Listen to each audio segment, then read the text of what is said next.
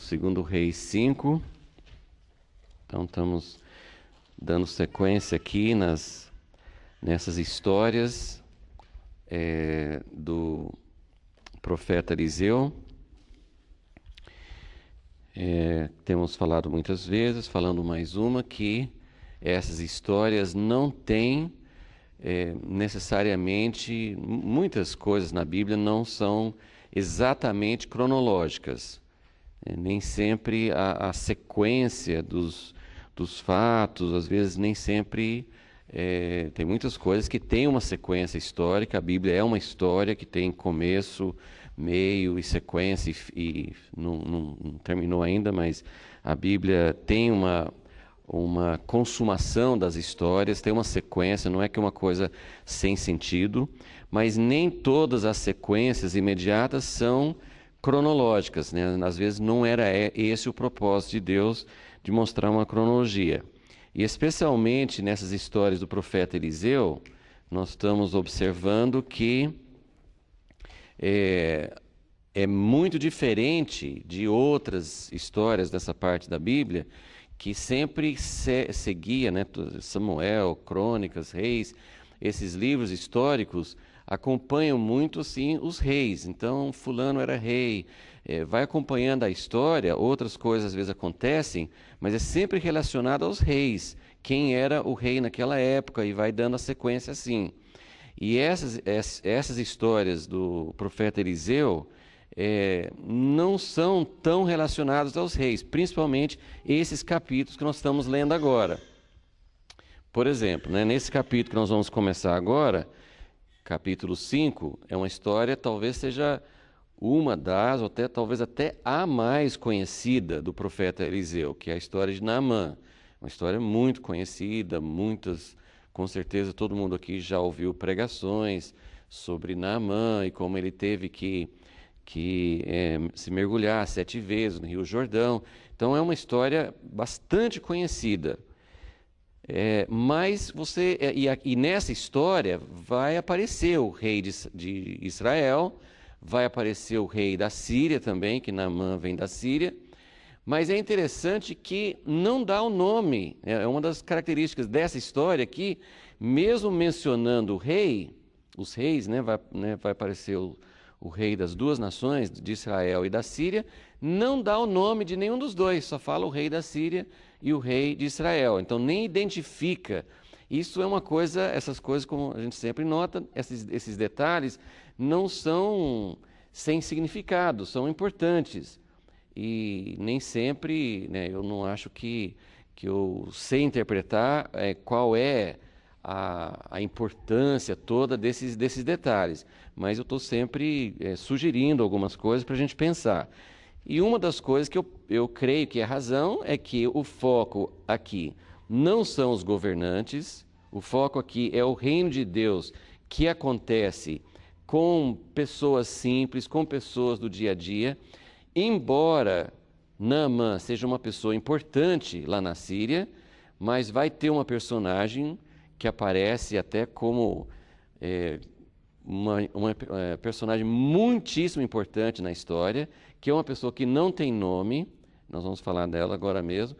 Então, o reino de Deus acontece com pessoas simples, e parece que esse é o foco da vida de Eliseu.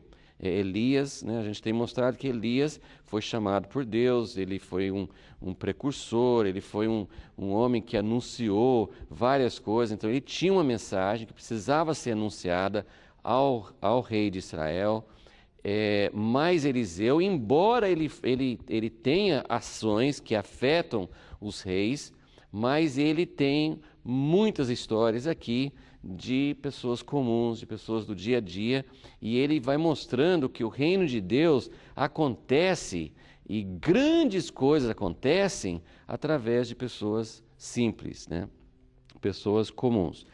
Então vamos começar. A gente não vai conseguir avançar muito na história de Naamã, vocês já conhecem, mas hoje nós vamos focar em um ou dois aspectos logo no começo da história. Então a gente não vai conseguir avançar muito assim nos demais acontecimentos. Nós vamos falar primeiramente sobre quem era Naamã, seguindo o esboço que vocês têm aí, quem era Naamã, e depois vamos falar sobre essa menina anônima que Deus usou nessa história, que foi uma criada, uma serva. Na verdade, a gente usa essas palavras hoje, assim, empregada, criada, assim. A palavra correta é escrava, né? Ela era uma escrava, né? Que era assim que as coisas aconteciam, ok? Então, começando aí em 2 Reis 5, vamos só ler a primeira parte dessa história para a gente entender essa introdução e depois nós vamos aprofundando em algumas coisas. Ora, Naamã, chefe do exército do rei da Síria, era um grande homem diante do seu senhor, de muito respeito, porque por ele o Senhor dera livramento aos sírios. Era este homem valente, porém leproso.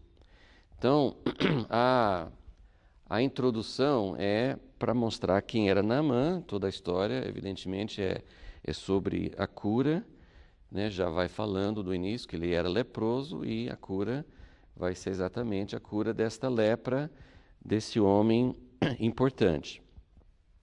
Primeira coisa que o texto aqui enfatiza era que Naamã era uma pessoa importante. E eu sempre gosto de reparar que quando Deus quer enfatizar uma coisa, ele repete, ele dá vários adjetivos, ele enfatiza mesmo. Então, quando você vê que Deus quer enfatizar uma coisa, tem que prestar atenção, porque, olha só, ele fala, ele era um grande homem. Ele era um grande homem. Vamos ver quantas coisas que ele falou nesse versículo sobre Naamã. Ele era um grande homem, de muito respeito. Não sei se outras traduções falam, ele era honrado, ele era respeitado, né?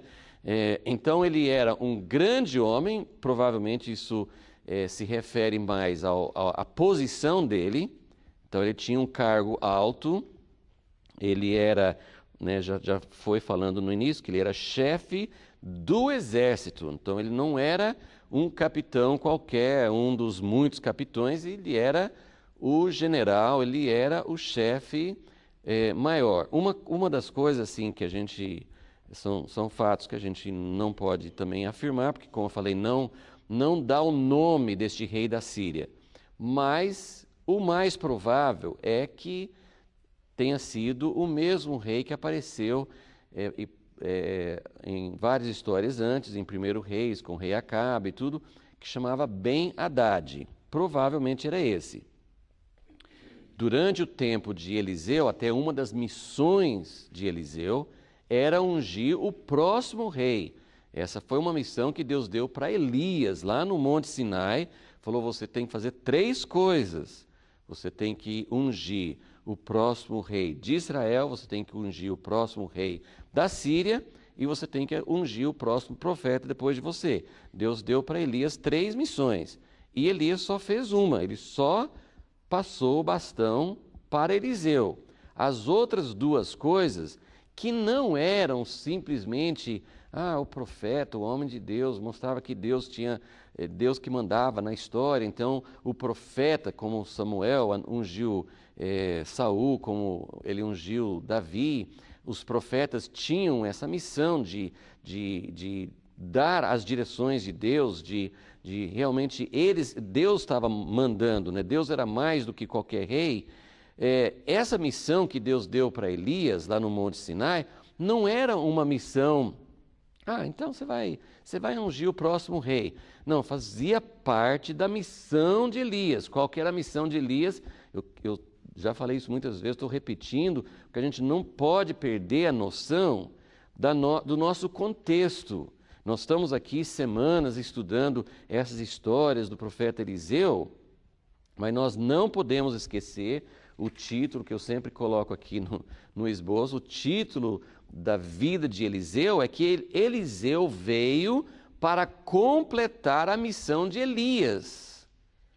Então, Eliseu é diferente de Elias, ele tem o chamamento de Deus na vida dele, mas ele tem uma missão, assim como Salomão veio para completar a missão de Davi, como Josué veio para completar a missão de Moisés. Eliseu veio especificamente, ele foi ungido, ele foi nomeado por Deus, lá no Monte Sinai, ele foi nomeado, Deus falou com Elias, você vai lá e vai falar com Eliseu que ele vai ser o seu sucessor. Então Deus nomeou, em todos esses casos, Deus nomeou o sucessor, Deus chamou aquele que daria sequência. Então, apesar de Eliseu ser diferente, apesar dele ter essa missão diferente de Elias, de trazer o reino de Deus em situações cotidianas, em situações do dia a dia, trazer o reino de Deus para presente, Eliseu também tinha essa grande missão, que é o que norteava a vida dele, de completar o que não tinha sido feito ainda com Elias. E será que é que Elias veio para fazer? Ele veio para anunciar juízo, ele veio para trazer a presença de Deus numa nação que estava totalmente se esquecendo de Deus. E especificamente Elias, ele sentiu um encargo, ele ficou frustrado, né?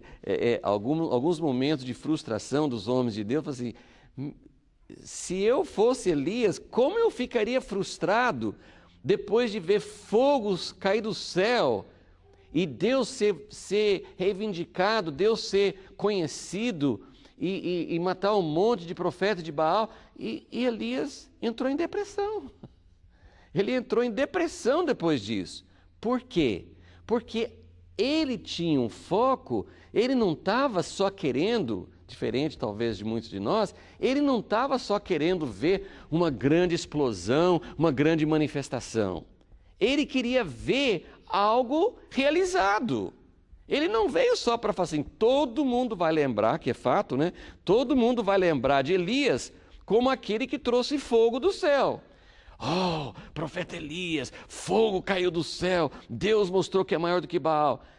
Mas Elias estava preocupado com algo concreto, permanente. Ele queria ver o culto a Baal eliminado. Ele queria ver Deus mostrando na nação de Israel, trazendo o povo de volta para Deus. E depois de cair fogo do céu naquele Monte Carmelo, naquela ocasião, Jezabel continuou no trono. Jezabel continuou falando, Elias, você vai ver amanhã, eu vou matar você. E Elias falou assim, o que adiantou tudo o que aconteceu ontem? Então, Elias, a gente pode até criticar em vários sentidos, Elias não devia ter ficado desesperado, Elias devia ter confiado em Deus, Elias não devia ter ficado com medo de Jezabel. A gente pode falar uma porção de coisas sobre Elias, mas Elias realmente estava querendo algo que não aconteceu na vida dele. Elias foi embora como Moisés, foi embora como Davi, foi embora sem ver o sonho, sem ver a missão, sem ver aquilo que Deus tinha mostrado acontecer. Moisés passou quantos anos pensando, lutando, trabalhando em função de levar o povo para a terra prometida? Ele não levou. Davi ficou com a vida tomada com a visão da casa de Deus, Davi não fez a casa de Deus. Elias sonhava em ver Deus como Deus de Israel, e nada de Jezabel, nada de Baal. Ele queria ver a nação voltar para Deus. Então, nenhum desses três homens viu aquilo que estava sonhando em ver. Então, Eliseu, ele tem uma missão de trazer a realidade do reino de Deus para a vida presente, para a vida de cada pessoa, mas ele também tem a missão de completar o que Elias começou. Então a gente tem que sempre lembrar desses dois aspectos. E esse Ben-Hadad, que que apareceu várias vezes no primeiro Reis, como rei da Síria, aliás, foi esse próprio Ben-Hadad, eu estou supondo, né, não posso afirmar porque não dá o nome para ele aqui nesse capítulo, mas é bem provável que tenha sido esse rei Ben-Hadad, que foi aquele que dirigiu a batalha onde Acabe foi morto, né? Naquela batalha, no final da vida de Acabe, Ben-Hadad era o rei que estava dirigindo o exército contra Israel. Existe uma tradição entre judeus, é uma tradição bem antiga. Tem várias tradições que, às vezes, tem uma pessoa, tem vários personagens na Bíblia que não tem nome. E a gente sempre fica pensando assim, puxa, né? Quem é essa pessoa? Alguma coisa mais aconteceu? Assim, a gente pode até falar assim, puxa, uma tradição tão antiga deve ter tido algum fundamento. Eu confesso que eu não acredito muito, sim, primeiro porque não está na Bíblia, né? Mas são curiosidades, né? Eu acho que é uma coisa curiosa. Naquela batalha, 1 Reis 22, quando Acabe foi morto, lembra, tinha toda uma história, Josafá foi junto, queriam saber se Deus queria ou não, aí Micaías teve aquela visão e tal. Tem toda aquela história lá da batalha, onde Acabe depois foi morto. Alguém lembra como que Acabe foi morto?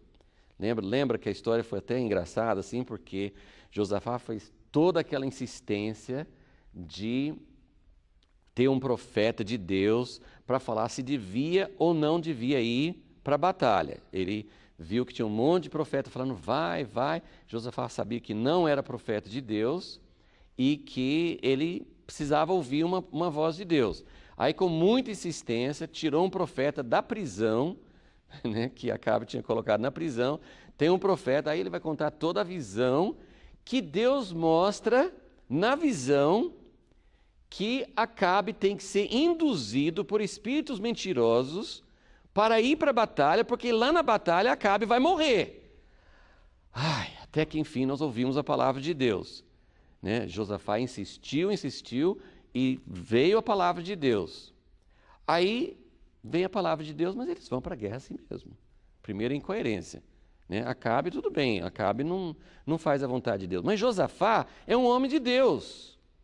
Ele escuta que não é para ir, que eles vão ser derrotados, e ele fala assim, eu só queria saber mesmo, mas eu vou para a batalha assim mesmo. Né? Eu queria saber a voz de Deus, mas eu queria saber o que Deus pensa, mas Deus falou que não, mas eu vou assim mesmo. Por que você procurou tanto a voz de Deus se você vai assim mesmo? Mas o pior não foi isso. O pior foi que Acabe falou assim, Josafá, meu amigo, você é meu amigo? Sou. Você vai me ajudar nessa batalha? Vou. Mesmo Deus falando não, eu vou te ajudar. Né? Então vamos fazer uma coisa. Eu não vou com meu aparato de rei. Eu vou disfarçado. Mas você vai como rei.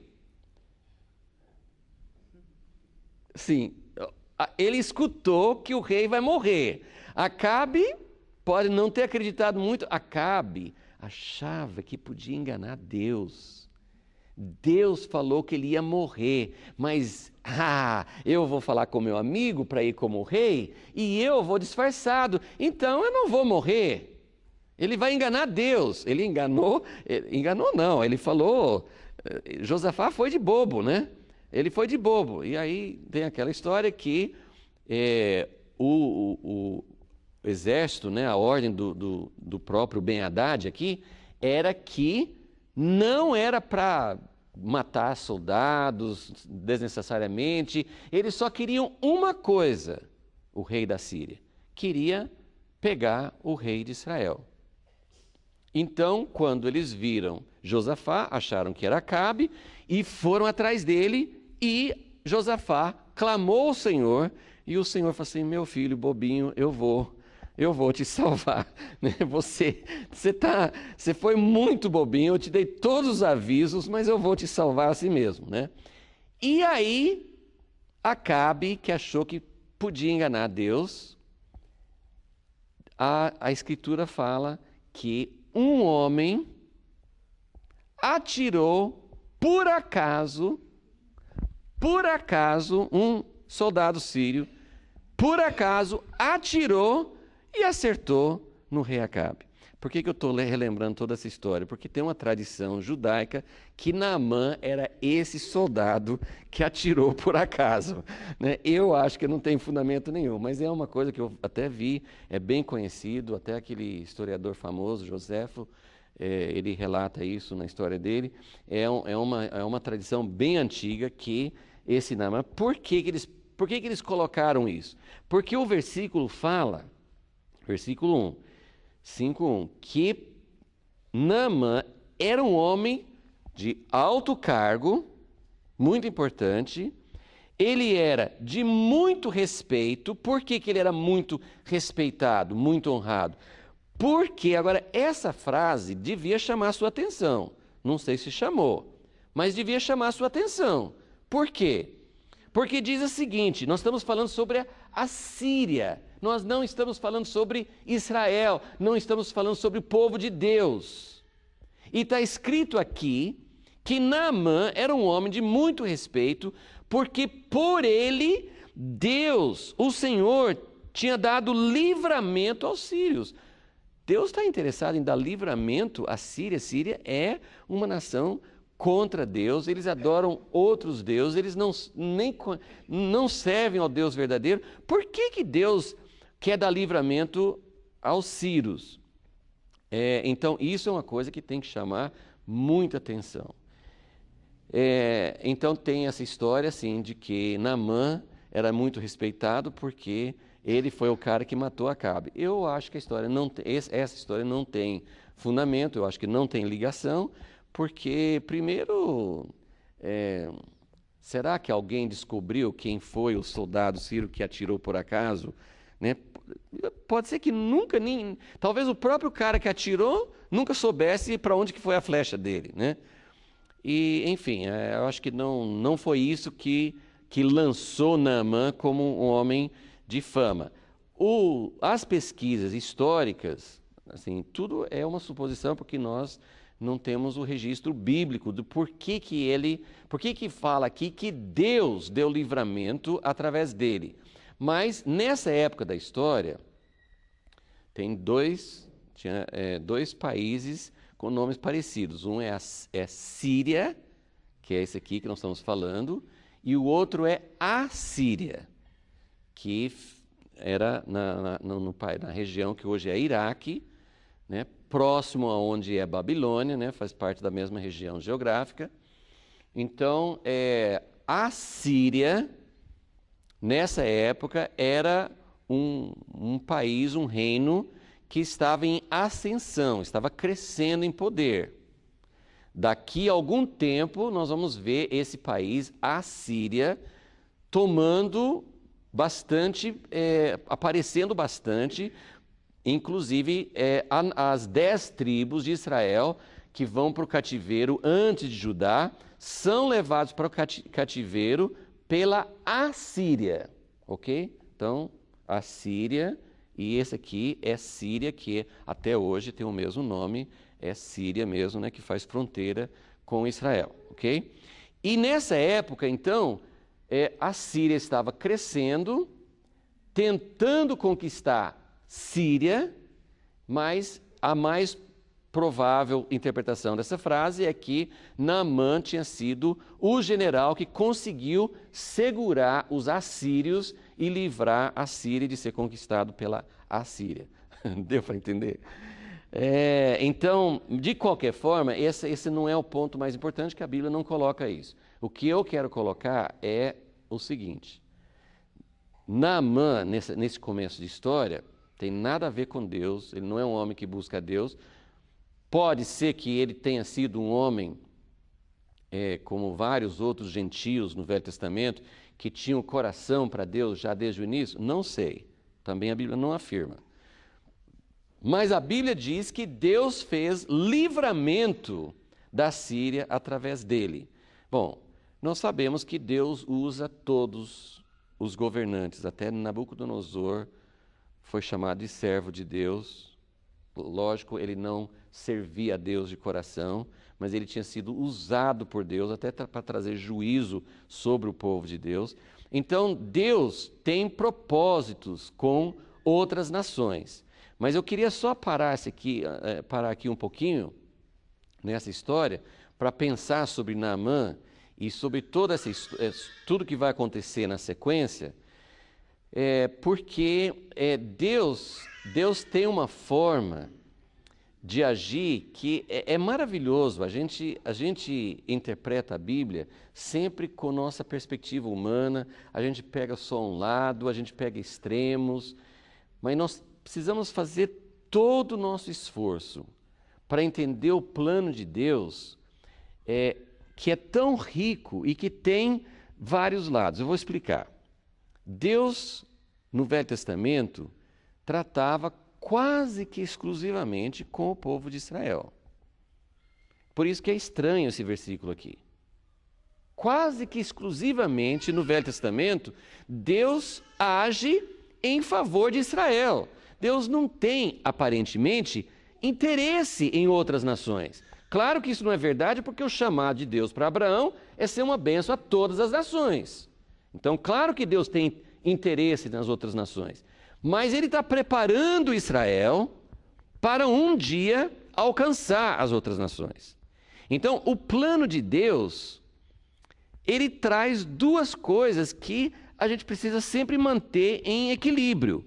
Primeira coisa, Deus não vai atrás de todas as nações ao mesmo tempo. Deus começa com uma nação. Então ele pega uma nação que é o povo escolhido dele. Uma nação, um tesouro especial, como Deus falou lá em Êxodo 19. Vocês são minha nação especial, povo particular, um tesouro meu na terra. Eu sou Deus de todas as terras, mas vocês são uma nação especial. Essa característica de ser especial, de ser exclusivo, de ser os únicos. Então Deus não vai trazer o reino dele sobre a terra trabalhando simultaneamente em todas as nações. Ele começa só com uma. Porém, ele trabalha com uma que é especial, que é o povo que Deus separou de todas as nações da terra. Ele fala muitas vezes, em Deuteronômio, em outras partes da Bíblia, ele fala muitas vezes, vocês são a minha nação, vocês são minha propriedade, vocês são meu tesouro. Mas os judeus transformaram essa característica especial numa superioridade e acharam que nem podiam comer com outros povos. Quando que Deus falou que não podia comer com outros povos? Eles transformaram essa ideia de ser povo especial, de ser separado, eles transformaram numa coisa errada. Eu só quero chegar num ponto assim, rápido aqui para não desviar muito do assunto. A ideia é a seguinte: muitas vezes, várias vezes no Velho Testamento, Deus não acha no povo dele alguém, ele quer fazer alguma coisa, parece que ele não acha alguém, ou ele simplesmente escolhe fazer algo separado em outro lugar, fora do povo dele. E agora eu preciso até usar as palavras de Jesus. Jesus confirma isso. Essa história de Naamã, que é um homem que não é de Israel, um homem que vai, no final da cura dele, só para vocês verem isso aqui, no versículo 15, 5:15, depois que Naamã é curado, esse aqui é o objetivo de Deus. Deus pegou esse Naamã, esse grande chefe do exército, que fala, tanto sim da importância, do respeito, de como ele era um homem importante, aí vai desenvolver a história e vai chegar, esse aqui é você enxergar o que Deus queria fazer com Naamã. Ele queria fazer isso, versículo 15. Quando ele foi curado, depois de se banhar no Rio Jordão, voltou Naamã ao homem de Deus, ele e toda a sua comitiva, veio, pôs-se diante dele, de Eliseu, e disse: agora conheço que em toda a terra não há Deus, em toda a terra, não há Deus senão em Israel. Era isso que Deus queria. Olha que vitória tremenda. Tem um momento, como até hoje nós estamos esperando, que quando Jesus voltar, todo joelho vai se dobrar, Toda língua vai confessar, não é isso? Nós estamos aguardando esse reconhecimento de Deus que começou em Israel, mas que um dia chegaria a todas as nações. Aqui nós temos uma pequena amostra. Uma pequena amostra, como o livro de Daniel. O livro de Daniel também é uma coisa fantástica, que Deus vai mostrar para o soberano, o maior soberano daquela época. Ele vai mostrar que Ele é o único Deus. Ele vai fazer com que Nabucodonosor confesse que Deus é verdadeiramente Deus.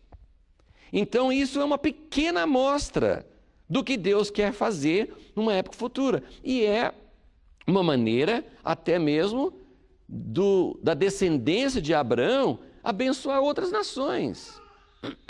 Porque quem levou Naamã a essa experiência? Nós vamos falar mais dela depois. Mas quem levou Naamã a essa experiência? Uma escrava, uma garotinha, que simplesmente, ela não ficou pensando, né, pelo menos a Bíblia não registra, né, ela não ficou pensando, puxa, eu fui arrancada da minha família, eu fui levada como escrava, eu fui separada dos meus pais, eu estou aqui para quê? Eu devo estar aqui por um propósito. Se aquela pessoa assim, a Bíblia não fala. E não fala nem que ela tivesse algum... Eu acredito que ela não tinha noção nenhuma da importância do que ela estava fazendo. A Bíblia só fala que, no versículo 3, que ela estava junto com a patroa dela, né, com, né, a pessoa que ela servia, e falou: oxalá o meu senhor estivesse diante do profeta que está em Samaria, ele o restauraria da sua lepra. Ela fez assim, sabe, um tipo assim de um suspiro, assim, puxa, mas tá aqui, vocês nem conhecem ao verdadeiro Deus, assim, ela fez na ingenuidade. Ela podia ter pensado: eu falar de Deus aqui? Eu falar do profeta Eliseu? Que bobagem, o que eu estou falando? Ela não pensou em nada, ela simplesmente suspirou. Puxa, mas quem dera, né? Quem dera que meu Senhor pudesse estar com o profeta, ele ia sarar. Então você nota várias coisas na entrelinhas aqui. Que ela não estava amargurada, ela não estava falando: vocês me arrancaram da minha família, que Deus coloque essa praga mesmo, provavelmente ele está com lepra porque ele me arrancou de lá, que morra mesmo, né? Ela não estava com essa atitude. Ela amava, ela queria o bem para o Senhor dela. Ela falou assim: quem dera, oxalá. Você acha que ela imaginava o que ia acontecer depois? Naamã vai para o rei da Síria e fala assim: minha escravinha falou que tem um profeta que conseguiria me curar. Aí o rei da Síria vai escrever uma carta para o rei de Israel por causa da palavrinha de uma escrava. Gente, não é fantástico isso? Eu fico muito entusiasmado de ver quanto que Deus usa uma pessoa, o valor que Deus dá, né? Essa menina colocou desencadeou, né, uma série de acontecimentos por uma simples palavra. Ela não começou... gente, isso aqui tem muitas lições. Ela não começou falando assim: ele está com lepra, mas ele tem que se arrepender, ele tem que se converter primeiro. Ela não veio com um monte de doutrinas, ela não veio com um monte de passos. Ela simplesmente falou: olha, tem um Deus em Israel que ele faz esse tipo de coisa, ele cura. Quem dera que meu Senhor pudesse estar lá. Ela só falou isso. Ela não imaginava como isso poderia acontecer. Ela não tinha um endereço, ela não tinha o número de telefone dele, ela não tinha um monte de coisas. Ela simplesmente falou assim: tem um Deus em Israel que age. Ela testemunhou. E é muito interessante lembrar, eu gosto também de pensar nisso, que lembre que nós estamos falando de uma época em que a maioria do povo de Israel não serve a Deus, não é fiel a Deus, E Deus permitiu, olha a soberania de Deus nessa história. Deus permitiu que uma menininha fosse capturada, justamente essa menina que sabia de Eliseu.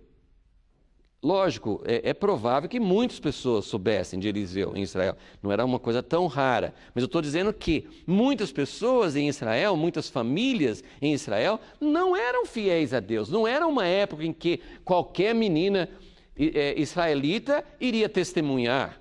Porque muitas famílias não estavam sendo fiéis a Deus.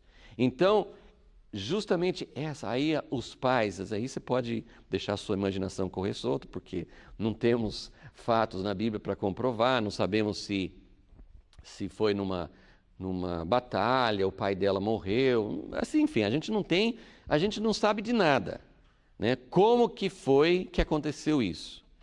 A Bíblia fala, tem um outro texto mais na frente que fala que os sírios mandavam bandos. Assim, tinha guerras, batalhas, mas tinha também, assim, às vezes, invasões, sabe, assim, tipo um bando de alguns soldados, eles iam entrar numa aldeia de Israel e iam roubar escravos, roubar crianças ou jovens como escravos, né? Então, a gente não sabe exatamente como aconteceu, mas aí você pode até imaginar, se os pais dela eram tementes a Deus, que eu penso que eram, porque como que ela ia ter esse conhecimento, né? E como que ela ia ter esse testemunho para dar. Então eu imagino que os pais dela eram fiéis a Deus. Imagina os pais dela assim quando perderam essa criança. Por que isso aconteceu conosco? Nós que somos tementes a Deus. Por quê? Por que pegou a nossa filha, justamente a nossa filha?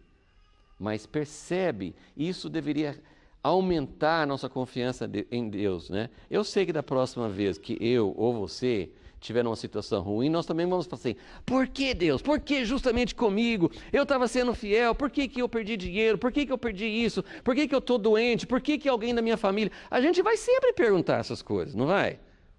Mas a gente deveria aprender que quando acontece algo assim, é porque Deus tinha um propósito. Essa menina foi arrancada da família, da terra, do lugar onde ela servia a Deus, ela foi levada para um lugar pagão.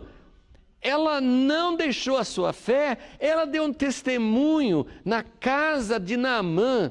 E olha, gente, como é interessante que Deus usa muitos servos, né? Até comecei a pensar.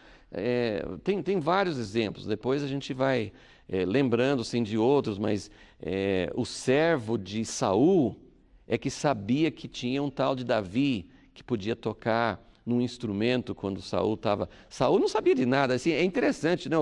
Os chefões, os líderes, eles não sabem de nada, né? Mas os empregados sabem. No próximo capítulo aqui em 2 Reis, vai ter uma outra história.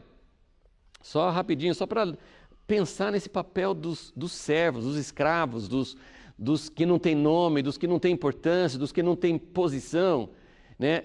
Tinha uma ocasião em que o rei da Síria, talvez o mesmo rei aqui, ele estava fazendo guerra contra Israel. Só que todas as vezes que ele ia pegar o rei de Israel de surpresa, o rei de Israel estava esperando. E o rei da Síria ficou perplexo. E aí ele chamou os servos, os empregados dele, e falou assim, vocês vão ter que me contar quem que tá trabalhando contra nós, quem que é o espião aqui dentro. Aí, quem que sabia o que estava acontecendo? Os servos. Eles falam assim, não, meu rei, não tem ninguém que está sendo infiel. É que tem um profeta lá em Israel que ele conta para o rei de Israel tudo que você fala na sua recâmara, no seu lugar mais íntimo, ele conta tudo lá. Agora, eu pergunto, como é que os servos do rei da Síria sabiam disso? Eles sabiam. Então, Deus usa muito, assim, isso eu acho que é maravilhoso a gente pensar como Deus usa os servos, as pessoas simples, as pessoas que não têm posição, não têm importância, não têm nome, não têm nada, mas eles estão muito mais ligadas muito mais ligados às coisas de Deus do que os chefes. Ok. Então, voltando para a questão de Naamã. Naamã, então, é um homem de fora de Israel e Deus vai fazer um grande milagre na vida dele, tudo desencadeado por uma escrava de Israel. Mas eu quero voltar a essa questão de por que Deus pega pessoas, por que Deus trabalha com pessoas de fora de Israel. Hoje a gente tem muito mais clara a ideia de que Deus não está limitado ao povo judeu, por exemplo. Claro, Deus abriu as portas do reino dele para todas as nações. Mas vamos lá para Lucas 4, que eu quero mostrar o que Jesus falou sobre exatamente esta história, porque aí nós temos a base de ninguém menos do que o próprio Jesus para interpretar um pouco o porquê dessa história. Enquanto vocês estão achando, Lucas 4, um outro fato curioso é o seguinte, nós estamos aqui nessa dupla, Elias e Eliseu. Elias é citado muitas vezes no Novo Testamento. Muitas vezes no Novo Testamento. Então, Elias, ele representa João Batista, ele é figura de uma voz profética nos últimos tempos. Agora, Eliseu, que teve o dobro de milagres de Elias, que conta muito mais histórias sobre ele no Velho Testamento do que Elias, então nós temos uma história maior sobre Eliseu no Velho Testamento, porém no Novo Testamento ele é citado uma única vez, que é essa passagem aqui, Eliseu. Eliseu é citado uma única vez. Então vamos lá. Só quero dar o contexto aqui para vocês entenderem bem essa história, porque é muito importante para entender. Aqui é bem no começo do ministério de Jesus. Jesus, ele foi tentado no início do capítulo 4 de Lucas, depois ele começa, depois da tentação, ele sai no poder do Espírito Santo, no versículo 14, e vai ensinando nas sinagogas, aí começa o ministério dele, e ele começa a fazer milagres, e muitas coisas acontecem, e a fama dele já começa a correr. E aí, depois que já tem assim várias confirmações, ainda no começo do ministério dele, mas ele já está se tornando bem conhecido.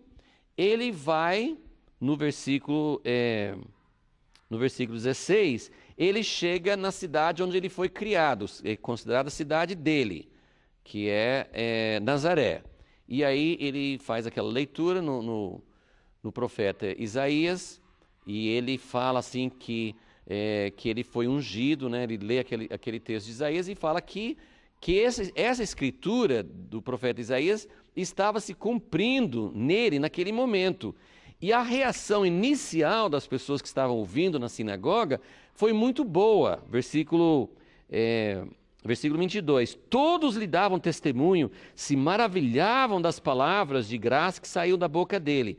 Essa história é muito interessante porque é uma mudança muito repentina, assim, primeiro ele fala e todo mundo fica assim, tipo assombrado, fica deslumbrado, assim, fica boca aberta, assim, com o que ele está falando, assim, todo mundo aclama e dentro de alguns instantes eles vão tentar matá-lo.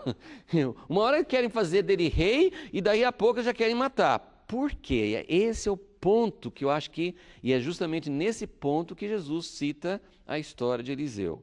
Que depois que todo mundo fala, versículo 23, ele fala o seguinte: sem dúvida me direis esse provérbio, médico, cura-te a ti mesmo, faze também aqui na tua terra tudo o que ouvimos ter sido feito em Cafarnaum, porque no outro evangelho fala que ele não conseguiu. Pensou, Jesus não conseguiu? Jesus não conseguiu fazer milagres nessa cidade, a cidade dele, por causa do quê? Da incredulidade, porque eles olhavam para ele e falavam assim, mas esse Jesus aqui, A gente conhece, ele cresceu entre nós, ele é um homem comum. Eles não acreditavam que ele poderia ser um instrumento de Deus, ou que poderia ser o Filho de Deus. Então ele está dizendo, vocês vão me dizer, faze aqui os milagres que eles já tinham ouvido falar que ele fazia em outras cidades. E aí ele diz o seguinte, Jesus, que era sempre a gente tem essa imagem de Jesus manso, meigo, que nunca confrontava, que nunca... Olha só o que ele fala aqui. Em verdade, versículo 24, em verdade vos digo que nenhum profeta é bem recebido na sua própria terra. Em verdade vos digo que muitas viúvas existiam em Israel nos dias de Elias, quando o céu se cerrou por 3 anos e meio, de sorte que em toda a terra houve grande fome. Mas a nenhuma delas, tinha muitas viúvas, mas a nenhuma delas foi enviado Elias, senão a uma viúva de Sarepta de Sidom, que ficava fora de Israel, né? Na parte que hoje se chama Líbano, né? Então, era fora de Israel. Pensa bem, Deus queria sustentar Elias, né? E ele iria usar uma viúva que não tinha recursos próprios. E Jesus está dizendo, tinha muitas candidatas em Israel. Tinha muitas que serviriam. E Deus foi mandar Elias para fora de Israel, para Sidom. Aí ele vai falar, outro exemplo, 26. 27. Muitos leprosos havia em Israel no tempo do profeta Eliseu, e nenhum deles foi purificado, senão Naamã, o sírio. E aí, quando Jesus falou isso, qual foi a reação? Todos na sinagoga ficaram. Esses na sinagoga são as mesmas, não trocou a plateia, né? Não foi assim, ele está falando com umas pessoas, depois ele está falando com outras. Não, ele está falando com as mesmas pessoas que acabaram de... que palavras, que homem, que ensinamento diferente, que graça que flui. De repente, Jesus fala algo, e é isso que eu queria tocar. Nós precisamos entender o plano de Deus, porque isso tem a ver hoje, não com nacionalidades, mas tem a ver também com a nossa ideia de igreja. Então, prestem bem atenção no que eu vou falar. Deus precisa de um povo especial para cumprir o seu plano na terra. Isso não é novidade, todo mundo sabe disso. Deus tem um plano para resgatar o homem, não só para resgatar do que aconteceu no Jardim do Éden, mas na verdade no Jardim do Éden, Deus já tinha um plano para o homem alcançar. Então Deus quer voltar àquele plano original e usar o homem, trabalhar junto com o homem, em comunhão com o homem, para trazer o seu reino para a terra. Essa é a visão, essa é a nossa salvação. Meus irmãos, nós não fomos salvos para pensar só em perdão dos pecados e ir embora morar no céu. Nós fomos salvos para entrar nesse plano de redenção de Deus. Deus fez um plano, ele começa a Bíblia falando de um plano maravilhoso que ele tinha para criar o homem à sua imagem, para trazer o reino dele para a terra. E ele continua com o mesmo plano. Antes do pecado, depois do pecado, o plano é basicamente o mesmo, só que depois do pecado tem que recuperar, restaurar os efeitos do pecado. Então, Deus precisa de um instrumento humano. No meio da humanidade caída, cheio de pecado, corrompido, Deus precisa levantar um povo para fazer a vontade dele. Então Deus trabalha com uma nação especial no Velho Testamento, que é Israel, e ele trabalha com outra nação especial no Novo Testamento, que é a igreja. Nós somos a mesma coisa. O mesmo plano, a mesma ideia de Deus é de começar com o grupo e usar esse grupo para alcançar o mundo inteiro, todas as raças. Então Deus precisa de um povo especial, mas Ele precisa de um povo especial que não se acha especial. Ele precisa de alguém que entenda que Deus nos pegou por misericórdia e que Ele sempre que ele encontra nesse povo especial, que deveria ser um instrumento dele, quando ele encontra nesse povo uma atitude de superioridade, de exclusividade, de achar que nós somos os tais, que só nós somos salvos, ele vai para fora. Ele vai para fora. É isso que Jesus está falando aqui. Jesus veio para a nação de Israel. João 1 fala, ele veio para os que eram seus, não é isso? Mas os seus não o receberam. Mas isso não significa, aí que a gente precisa sempre entender todos os lados. Jesus veio para os seus, ele começa a falar, olha, vocês estão achando que vocês são os tais, mas como no tempo de Elias e Eliseu, ele deu um exemplo de cada, Deus vai para fora. Se Deus não achar instrumentos dentro do povo escolhido, ele vai para fora. Vocês acham que é fácil ou difícil surpreender Deus? O que vocês acham? É fácil ou difícil fazer Deus ficar surpreso, fazer Deus ficar admirado? É fácil? Não é fácil. As pessoas que fizeram Jesus ficar admirado foram gentios. O centurião que acreditou que Jesus nem precisava ir na casa dele, ele falou assim, ué, eu nunca vi fé como essa, nem em todo Israel. Jesus ficou surpreso. A outra pessoa, quem que foi a outra pessoa que Jesus achou? Admirou muito a fé dela. Aquela mulher, aliás, dessa mesma região, Ciro-Fenícia, né? Exatamente da mesma região, que falou, Jesus, o senhor está me chamando de cachorrinho, o senhor está falando que não veio. Jesus falou assim, eu vim para o meu povo. Por que Jesus estava falando isso? Ele era racista, ele era exclusivista? Não, ele estava dando continuidade no plano de Deus. O plano de Deus realmente é primeiro para o povo escolhido. Por quê? Porque Deus vai usar um povo escolhido. Vocês estão entendendo? Deus precisa de um povo escolhido. Jesus não estava sendo exclusivista. Ele dizia, eu vim para as ovelhas perdidas de Israel. Por quê? Porque através delas eu vou alcançar o mundo inteiro. Ele nunca queria só o povo de Israel. Mas de vez em quando Deus não acha no povo dele e ele tem que ir lá fora. Aí ele acha uma Ruth, não é isso? Ele acha alguém de fora da nação de Israel que tem muito mais abertura para Deus do que o próprio povo. E eu poderia estender, Paulo fala que, olha, tome muito cuidado em Romanos 11, quando ele fala sobre judeus e gentios, tome muito cuidado, porque Deus rejeitou, tirou os judeus, porque eles não aceitaram Jesus, colocou vocês gentios. Por que Deus colocou os gentios? Claro, ele queria incluir os gentios, mas ele colocou os gentios não porque ele quer dar um chute nos judeus.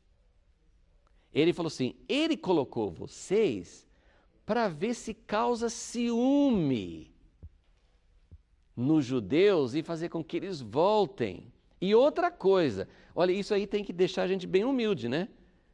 Ele colocou a gente para que a gente pudesse causar ciúme nos judeus. E outra coisa, ele falou assim, se Deus tirou os judeus porque eles eram muito prepotentes, vocês acham que ele não faz a mesma coisa com vocês? Então tomem cuidado. O que Jesus estava fazendo aqui? Ele queria fazer ciúme nos judeus. Deus foi procurar a viúva lá fora, Deus foi procurar Naamã. Mas Deus não quer rejeitar os judeus. Ele quer usar os judeus para alcançar todos os povos.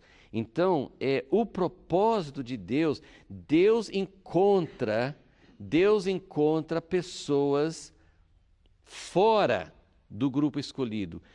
Teve uma época que a igreja de Jesus na terra era, na história da igreja, era principalmente a igreja católica. Deus começou a levantar ciúme por levantar pessoas de fora. Hoje, você sabe o que Deus está fazendo? Hoje Deus está fazendo o contrário. As igrejas evangélicas, protestantes, pentecostais, todas aquelas que, as igrejas de restauração, a igreja que há, todo esse povo aí que acha que está lá na frente no plano de Deus, Deus está falando assim, pensando bem, acho que eu vou voltar para a igreja católica um pouquinho. Eu vou pegar pessoas, Deus sempre faz isso. Vocês estão entendendo a ideia? Deus sempre faz isso. Vocês acham que vocês são os tais? Eu vou pegar outro, eu vou fora e vou trazer de fora alguém que vai me honrar. Essa história, a gente vai ter que terminar, mas essa história em 2 Reis 5, só para pegar um pouquinho assim essa visão ampla, para ir mostrar para onde que vai a história. Primeiro vai mostrar Naamã, um homem importante, fora de Israel, mas que tem um problema, lepra, problema muito sério. Ele é poderoso, ele é um homem valente, ele é um homem de posição, ele é um homem respeitado, mas ele tem lepra. E ele está numa situação vulnerável. E aí uma pequena escrava judia vai falar com a patroa dela, ai, quem dera que meu senhor, que tudo indica que não era um homem que temia a Deus, mas que ele pudesse ser tocado por Deus. Que ele tem um Deus que toca, tem um Deus que realmente faz milagres. O reino de Deus é uma realidade. Então, essa pequena frase dessa garota desencadeia toda uma série de acontecimentos. E Naamã, aí vai ter toda a história de como ele é arrogante, ele não tem nenhum conhecimento, nós vamos depois passar passo por passo, mas eu queria terminar dando essa visão geral de onde que vai a história. Naamã, ele acha que o rei, conversando com outro rei, vai levar ele ao profeta. Tem nada a ver com os reis aqui. O reino de Deus como é que fala? Assim, passa por fora dos reis. Nem o rei de Israel, que devia saber muito bem, ele recebe a carta e fala assim, o rei da Síria está pedindo para eu arrumar cura para você. Ele rasga as roupas e fala assim, meu Deus, ele está querendo me matar. Na cabeça dele não aparece, o rei de Israel não sabe o que a escravinha sabia. Ele não sabe. Ele não sabe o que fazer com Naamã. Então, passa por fora, isso é um dos pontos. Mas Naamã também, lógico que ele não tem conhecimento, mas ele pensa que ele vai comprar a bênção de Deus. Ele vai com uma comitiva e com um monte de camelo cheio de presente, de ouro, de prata, porque ele vai comprar a cura dele. E aí, finalmente, ele chega na casa de Eliseu. Isso porque Eliseu ficou sabendo que o rei não sabia o que fazer, né? Porque o rei de Israel não encaminhou. Eliseu fica sabendo e fala assim, você não sabe que tem profeta em Israel? Bom, mas manda ele para cá que pelo menos ele vai descobrir que tem. E aí, Naamã chega lá com toda a comitiva dele, sim, e Eliseu nem vai para a porta, nem recebe o homem. Assim, ele vai saber que tem um profeta. No final da história, você percebe por que Eliseu fez isso. Talvez ele não estivesse pensando nisso, mas Deus tinha um plano. Apesar dele mandar falar, tem um profeta em Israel, o foco não era o profeta. O profeta não chega na porta. Naamã fala assim, eu achava que ele ia chegar na minha presença, que ele ia pôr a mão, não é que a gente quer, assim, você tem um grande homem de Deus, a gente quer que ele mesmo coloque a mão sobre nós, a gente quer assim aquela coisa do homem. Não, Eliseu falou assim, não tem um profeta em Israel, mas o profeta nem vai aparecer. O profeta tem uma função só, que é de fazer a vontade de Deus, de trazer Deus na vida das pessoas. Então Eliseu nem vai na porta e manda um recado. Quer ser curado? Vai lá no Rio Jordão e mergulha 7 vezes. Né? Primeiro uma coisa boba. Depois é uma coisa assim que ele achava que o Rio Jordão era muito inferior aos rios dele, mais sujo, sei lá. Então Naamã vai embora pisando duro, com muita raiva, fala. Ele foi embora indignado. O cara não me recebeu à altura eu sou um cara importante, aliás, Síria é muito mais forte do que vocês são nossos servos, vocês têm que fazer o que a gente manda. Então ele vai embora naquela arrogância. Quem mudou Naamã de ideia? Os servos, benditos servos, os escravos dele. Fala assim, e olha, o servo, ele tem que saber como falar, né? Ele não fala como, quem aí? Não, ele tem que falar com humildade, né? E os servos falam com Naamã, meu senhor, pensa bem, se ele tivesse falado, faz um negócio importante, grande, você não ia fazer? Ele falou uma coisa simples, faz, não custa nada, sabe? Assim, eles deram assim, né? Falaram de um jeito humilde e que fez Naamã cair em si. É uma coisa que a gente precisa aprender. A Bíblia fala que a gente tem que falar não como rico, Provérbios, eu não me lembro exatamente os termos, né? Fala assim que o rico fala com arrogância, o pobre fala com súplica. A gente precisava fazer isso sempre na nossa vida, dentro da nossa família, em todo mundo. Não fale como rico, não fale como superior, não fale como dono, não fale como mandão, fale como servo. Fale como servo. O servo suplica, ele fala assim, meu senhor, pensa bem, não seria melhor? Né? Ele vai com humildade, e com humildade ele mudou a cabeça. E aí ele é curado, volta e ele reconhece a Deus.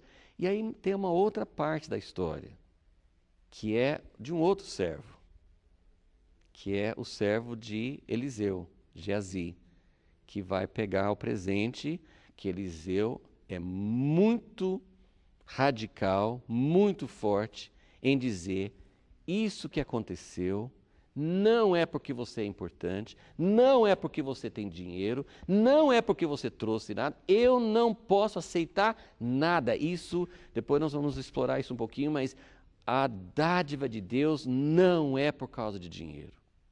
E isso é uma coisa venenosa, terrível que infectou o cristianismo, de que o dinheiro é ligado às bênçãos de Deus. E é uma coisa muito difícil de dividir. A gente comentou isso outro dia, que claro, Deus abençoa quando a gente dá, mas a gente precisa entender essa diferença. E essa história mostra isso muito claro, tanto no sentido de Eliseu recusar o presente e dizer, eu não posso aceitar um centavo, uma coisa, nada, nada, porque você precisa ter um testemunho de Deus. Deus está falando que cura não é por causa de dinheiro. Essa cura que aconteceu na sua vida poderia ter acontecido com a pessoa mais humilde que não tivesse um centavo para dar, porque a cura de Deus não é por causa do dinheiro. Mas aí Geazi pensou, meu Senhor deixou esse homem com tanta coisa, oferecendo tanta coisa na mão, eu vou pegar pelo menos um pouquinho, não é possível que Deus não quer isso.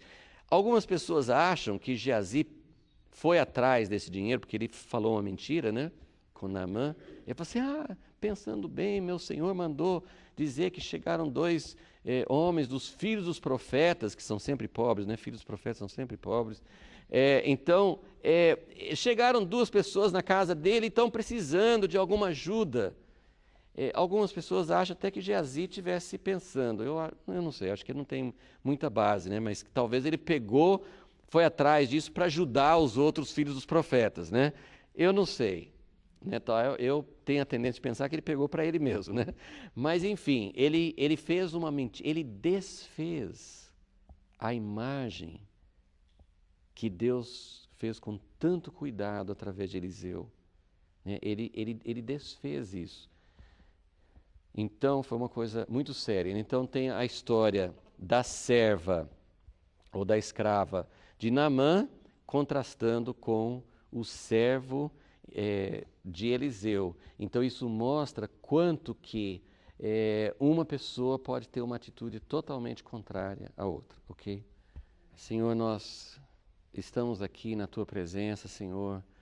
Ó Deus, queremos entender como o Senhor age, como o Senhor faz as coisas, para que nós também não venhamos a cair nesse mesmo erro de achar que nós somos o povo especial e que tudo tem que vir de nós.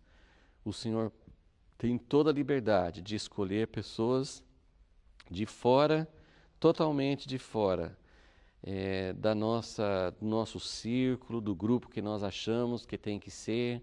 Ó Deus, o Senhor faz coisas tremendas, ó Deus, e o Senhor usa pessoas, usa nações, usa a igreja. O Senhor não está abandonando a igreja como o Senhor nunca abandonou a nação de Israel, mas ao mesmo tempo o Senhor quer tratar conosco para que nós tenhamos, ó Deus, essa humildade de entender que o Senhor pode escolher pessoas, ó Deus, de longe, de perto, de fora, de dentro.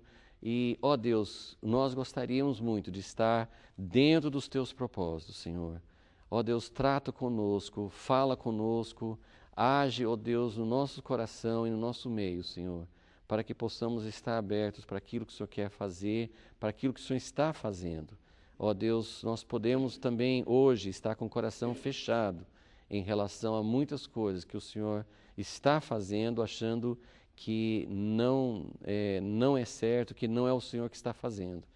Por isso, Senhor, ó Deus, ensina-nos e anda conosco, Senhor, para que nós possamos estar dentro dos Teus propósitos, para que nós possamos ser levados, ó Deus, a incitar outras pessoas, ó Deus, incitar o Teu povo natural, incitar aqueles que são da Tua igreja, ó Deus. Quantas pessoas estão precisando ser levados a ciúme, ó Deus, para buscar aquilo que o Senhor está fazendo. Ó Deus, age nos nossos dias e na nossa geração. Pedimos em nome de Jesus. Amém.